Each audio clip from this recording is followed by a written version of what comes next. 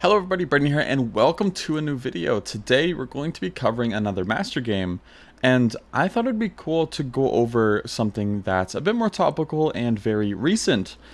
Just a few days ago, Gukesh just crossed 2,700, and he's the third youngest person to ever do so. So big congratulations to him, and we're going to be looking at a game he played from the black side against Liang. So let's get started. So the game went c4, and then e6, knight to c3, and d5. d4, so we get some queen's gambit declined, and after knight f6, we see an exchanged version of that. Here we see bishop to g5, bishop to b4, e3, and h6. The whole point of h6 is, well, we'll actually see in the game, it's very, very aggressive, but it's very cool. After bishop h4, Gukesh just goes all in with g5.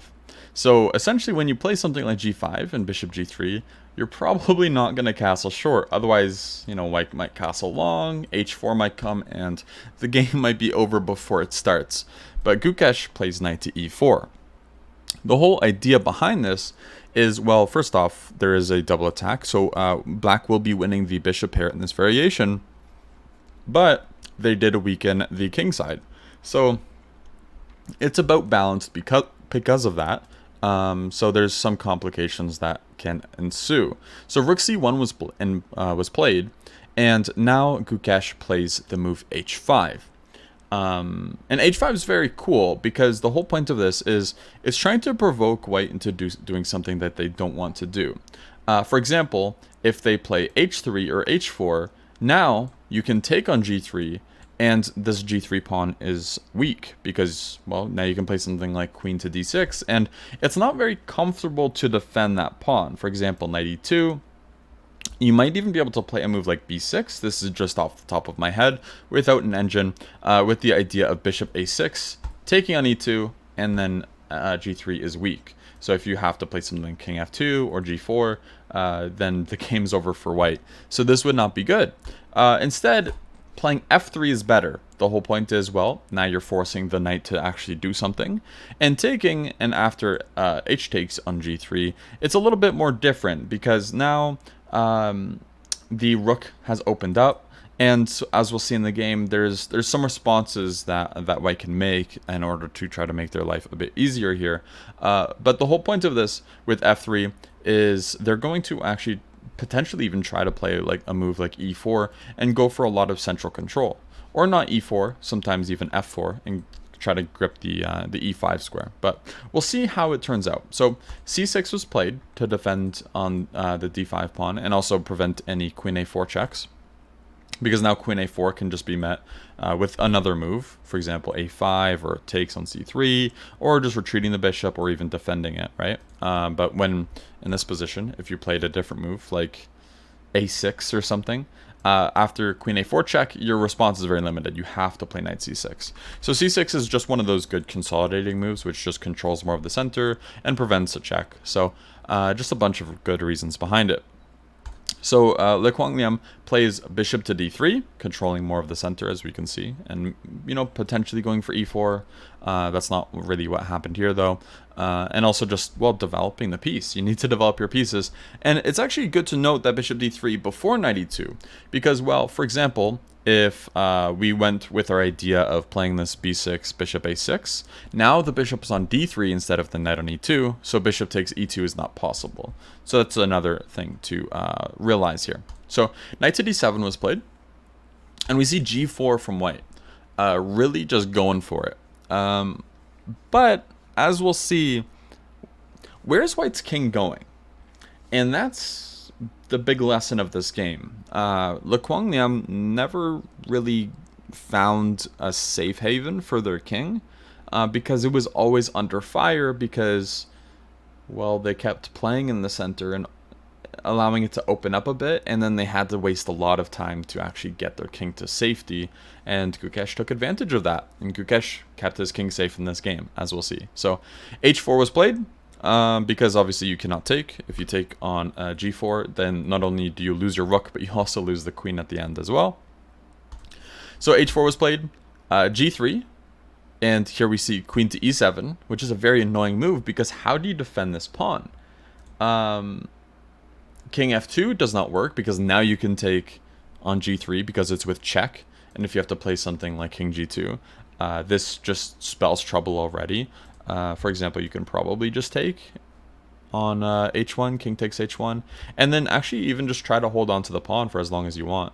First off, also e3 is hanging too, so that is something you can try taking here. Or after queen takes e3, what do you do?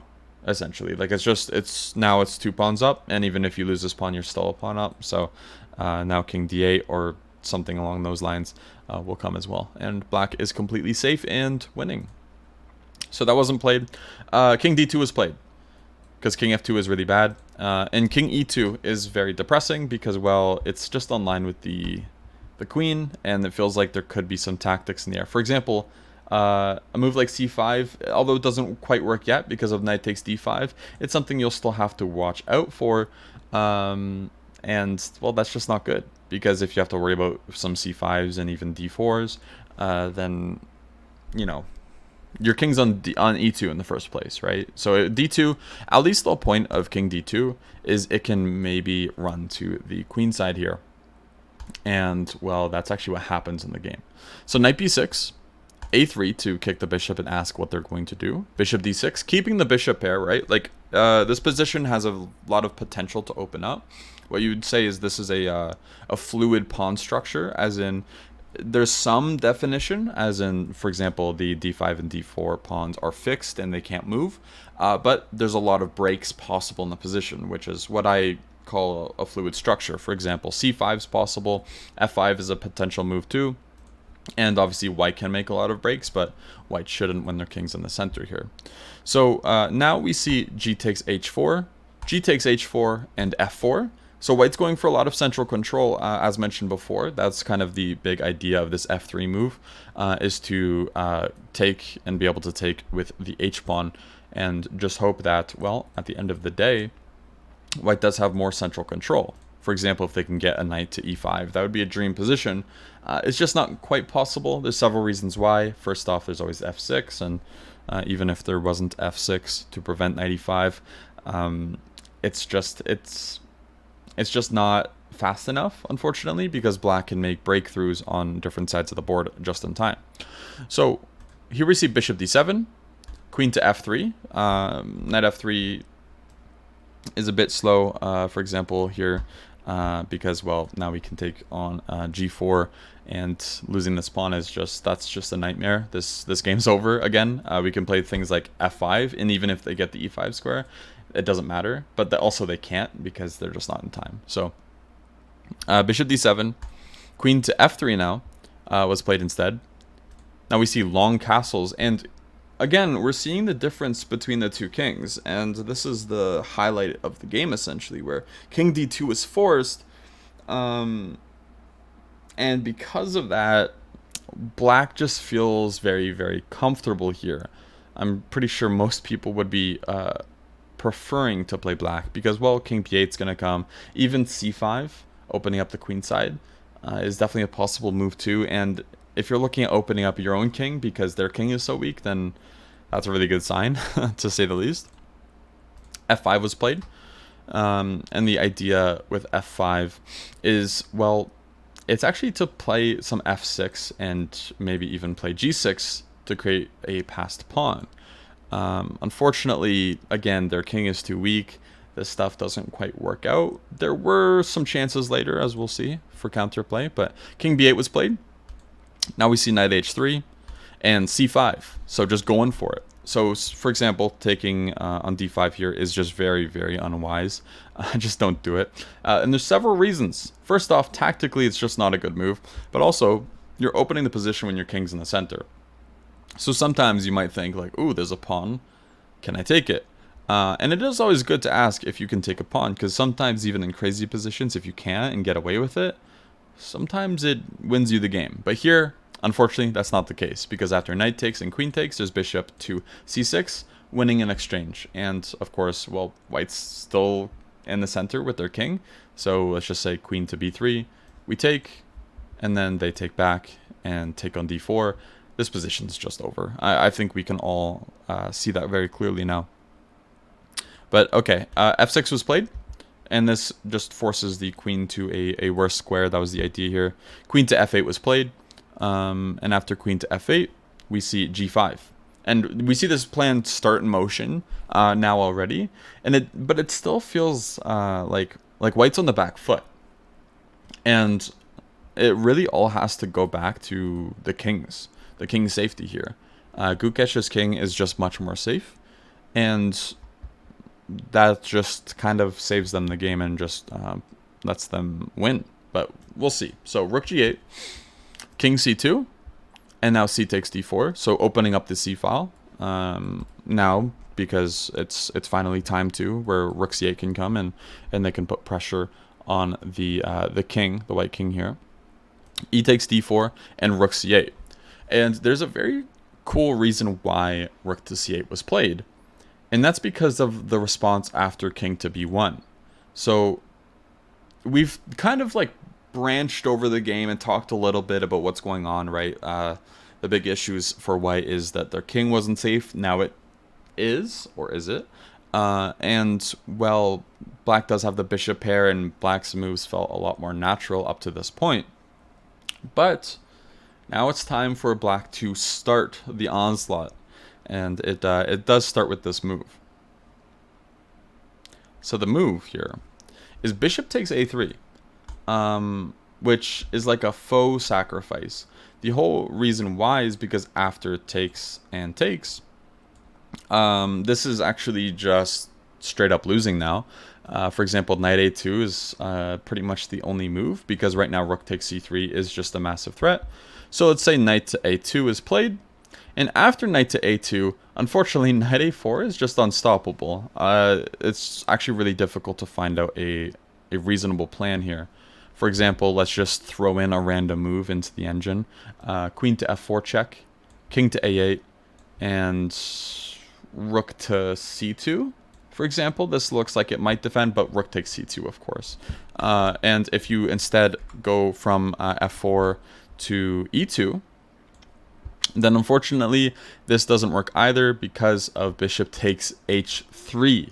And after bishop takes h3, what do you do? Because if rook takes, now you can play rook takes c1 check, knight takes c1, and knight c3, which wins their queen. So there's just like every variation is just working out, and it's all because of the king's safety here. So the specifics aren't as important with these tactics, but bishop takes a3 is one of those moves that you can almost play without calculating too much. You should always calculate your sacrifices though. But that's just one of those cases where king safety is just highlighted, and how it's just shown how important it is in this position. But bishop takes a3 was played, and of course, Le Quang Liam isn't, not a patzer. He's not going to just take the pawn and just lose the game. Le Quang Liam plays knight to b5 to try to continue. But after bishop takes b5, rook takes c8, and queen takes c8, what has happened here essentially is that Gukesh is actually just up a pawn. So bishop takes b5 was played. Of course, if you take here, the biggest issue is you're just weakening your king even further. But at least when you take on b5 and then the bishop moves away to d6, which is what happened, at least you're not, your pawn's not on a3, right? Because when the pawn's on a3, now the c3 square is weak too, and it just feels so much worse. But at least there's some cover for the king here.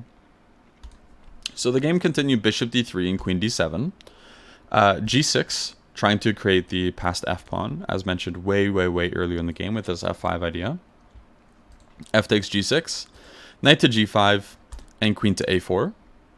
So knight e6 was played. This feels not necessarily like it's the most productive move, because black does have some threats here. Instead, a move like rook c8 feels a bit more productive instead of knight e6, the move rook c1 feels a bit more productive. Instead, just taking over the open file and preparing a future f7, for example.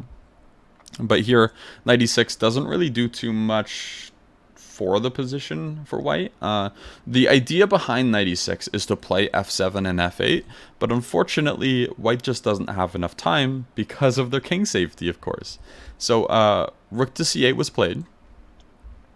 Queen d1, which is a mistake. The best way to continue here is the move f7, and f7 gets very, very concrete very quickly, because after queen b4, which has a very simple threat of just knight c3, you have to defend now this rank, and then knight c4 can come. And the only reason this all works, because again knight a3 check is a threat potentially, and the game would be over. But the whole reason this works is you have to find this move knight c5, which isn't really the most comfortable move to look for. But this is why it actually holds, and that's because you're just covering the c file, avoiding these knight a3 checks, or if the knight went to a4 instead, here, knight a4 is even just as strong. But knight c5 would cover this file, so if knight c3 check comes, there, you have king c1, right? Otherwise, there would be a knight e4 check, winning the queen if the knight wasn't able to block. So that is the good part about knight e6 as well. But unfortunately, queen d1 is just not productive. It doesn't allow any counterplay with this f7, f8, as that was white's big counterplay here. And this knight c7 move, or knight c5 move to block as well. So after queen to d1, queen to d7 was played. Now we see queen to g4 and knight to c4. So going in on the offensive and trying to provoke white into taking, which they end up doing. And unfortunately, this position's just actually lost for white now because of a very cool move that Gukesh has. I don't know if white saw the threat or not. They probably did. Le Quang Liam is a very strong player. They took on h4 to try to gain back some material. But the move c3 just breaks through. And unfortunately, this is practically over. And the reason why is because after b takes, which is what was played, all of black's pieces are just getting in. So queen b5 check was played. King c2. Then queen to a4 check, king d2, queen a2 check, king to d1 here, queen to b3 check, king to e2, and now rook to e8, attacking the knight. So f7 was played, trying to go for counterplay and hoping that there's possibly a way to just not lose here, because your opponent can still mess up. This is clearly lost for white now, and sometimes you just got to play what I think Yermolinsky would say. I learned this from John Bartholomew, but I think Yermolinsky is the one that came up with it. You have to rock the boat in a losing position and just try your best to come up with challenging or tricky tries where your opponent can still mess up. So here, rook takes e6 check was played, king to d2, and now the move king c7 was actually played, which is really cool. So you could just give checks, and it should be really close to mating. But Gukesh decided to play it a bit more calmly with king to c7, and one of the big ideas is just to prevent any rook h8 stuff. And well, rook h7 was now played, which has the idea of promoting with check, which would be a disaster if it was allowed. But unfortunately, it's practically just made at this point with queen b2 check, which Gukesh finally plays. King d3, queen to b1 check, king to d2, queen to e1 check, king to c2, rook to e2 check, king to b3, and then queen to b1 check. And in this position, Le Quang Liam actually resigned because, well, it's actually mate in 3.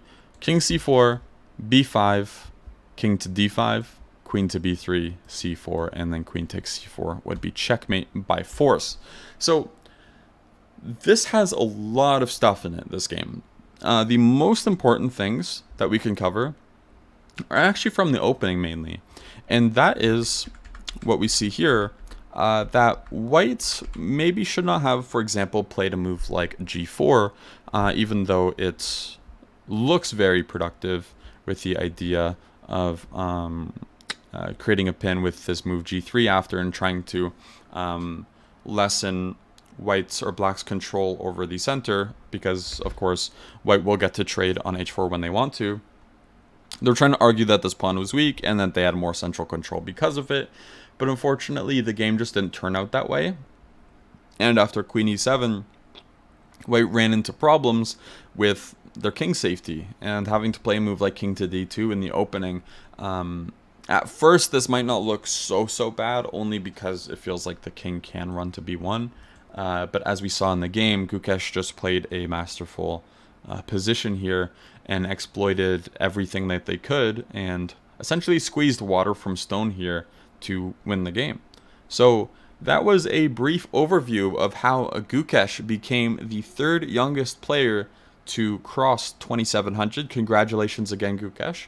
And thank you guys for watching, and I will see you guys Wednesday with another over the board tournament game of mine. So thanks for watching and have a good one. Bye bye.